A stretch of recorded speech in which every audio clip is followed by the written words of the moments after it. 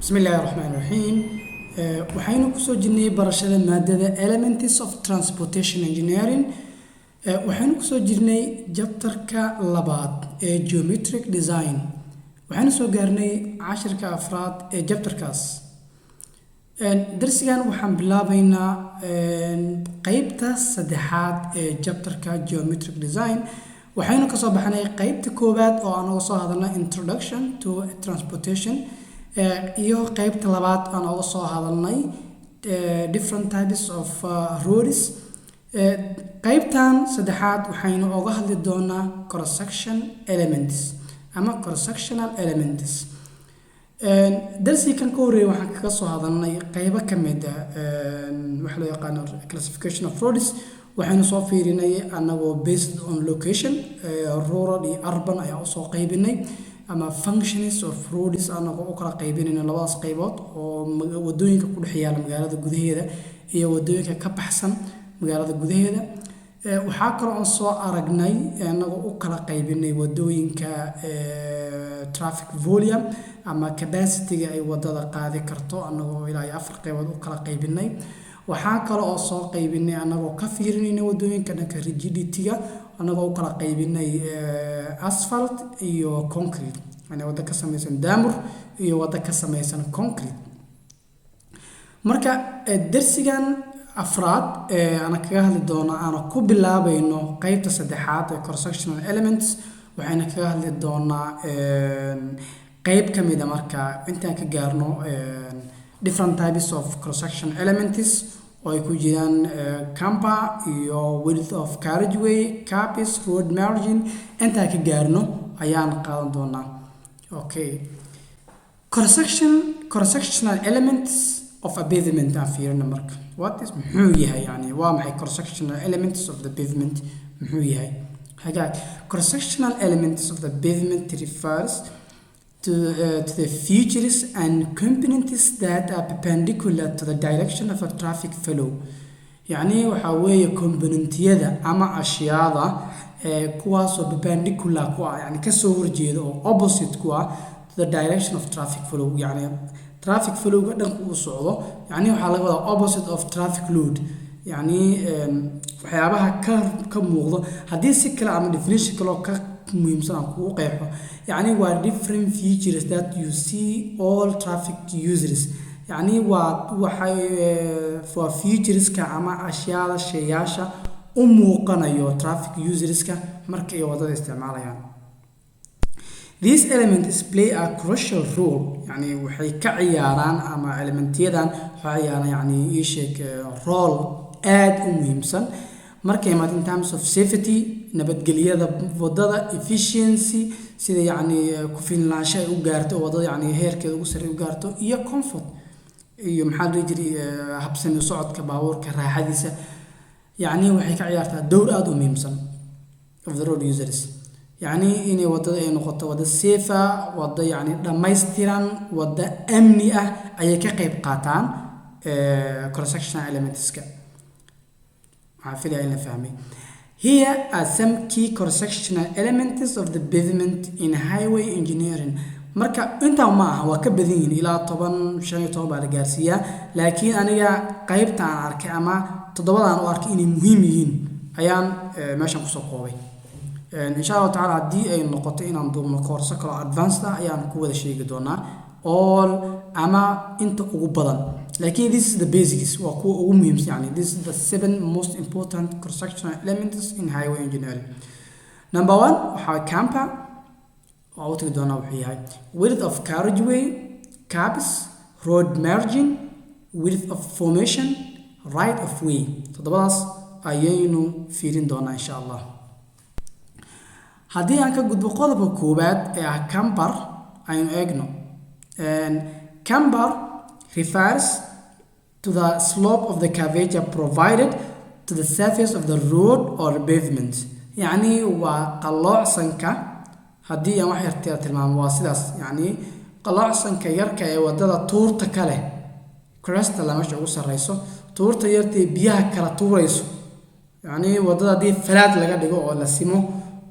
waxa weeye dhibaatooyin ma ka imaado oo uma habboona oo biyaha fadhiisan karo oo maxaa la jiray baabuurka socodkiisa aan aad u hagaagayn marka qalloocsanka yarka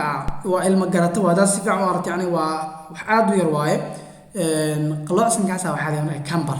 yani wadadu inay camber ay tahay waxay aad u fududeysaa in biyaha iska tuurto marka slope-kaas yarka ayaa loo sameeyaa si biyaha isaga tuurto haddii hore u soo transverse profile of the road yani longitudinal iyo transverse bay wadada leedahay Soomaan horizontal iyo vertical marka waa transverse dhanka balaca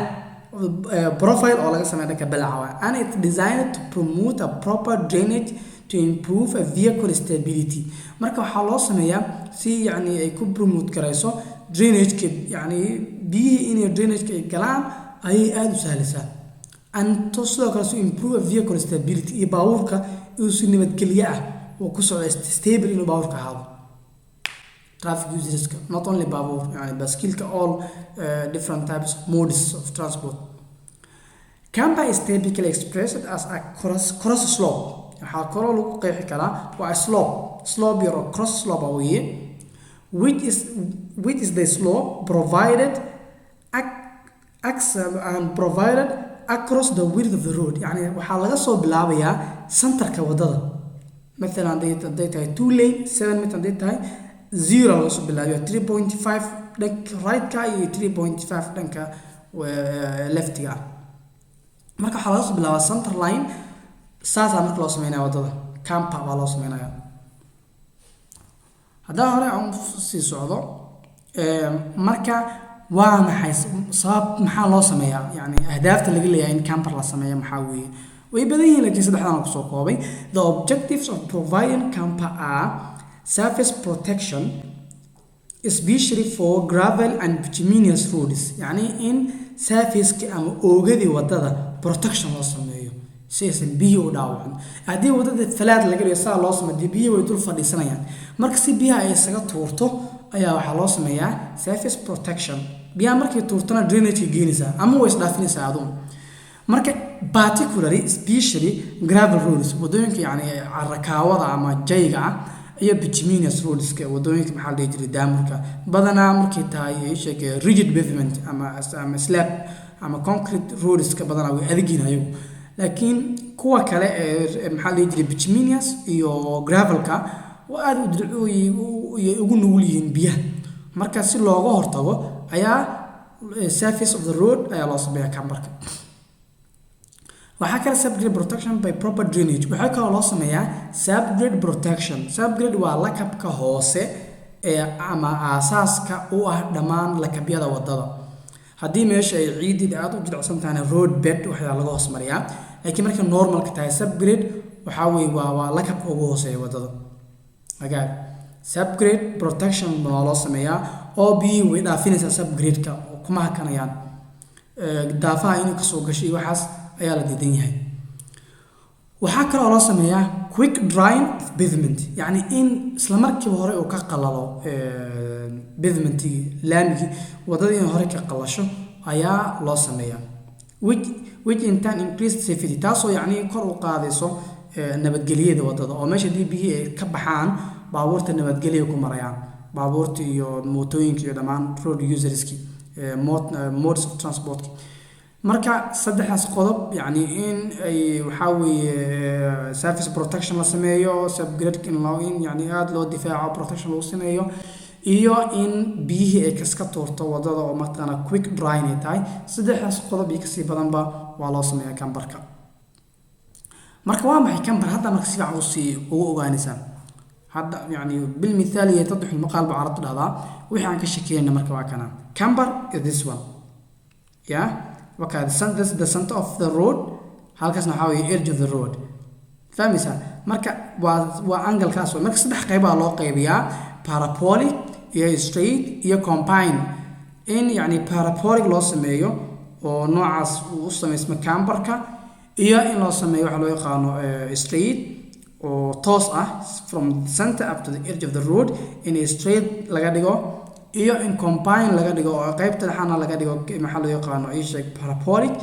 halkan meesha ku imaadaan laga dhigo straight saddex qayb ayaa loo qaybiya laakiin badanaa waxaa badan b oo ah straight line camber ayaa badan inta ayaa cashir kusoo koobiyaa wassalaamu calaykum waraxmatullaahi wabarakaatuh